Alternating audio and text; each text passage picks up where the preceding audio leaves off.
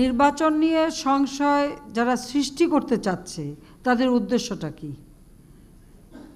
উদ্দেশ্যটা হচ্ছে বাংলাদেশের জন্য গণতন্ত্রের ধারাবাহিকতা না থাকে, আর ধারাবাহিকতা না থাকলে কিছু লোকের সুযোগ হবে, এটাই তো।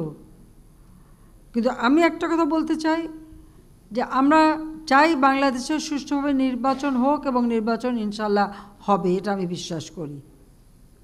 আর ষড়যন্ত্র, এটা তো বাংলাদেশের চিরাচরিত একটা বিষয়, প্রতিনিয়তই তো ষড়যন্ত্র হচ্ছে, ষড়যন্ত্র থাকবে, ষড়যন্ত্র চলবে।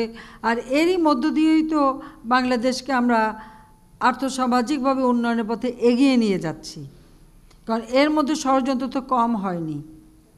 কিন্তু সব কিছু মোকাবেলা করে এগিয়ে যেতে পারছি, তার কারণ একটাই, সেটা হচ্ছে জনগণই শক্তি। আমি জনগণের শক্তিতে বিশ্বাস করি, জনগণের আস্থা বিশ্বাস আমার উপর আছে, আমি এটা মনে করি। কাজে আমি অবশ্যই এদেশে যাতে সুষ্ঠু নির্বাচন হয়, সকল ষড়যন্ত্র মোকাবেলা করে সেই নির্বাচন করতে আমরা সক্ষম হব।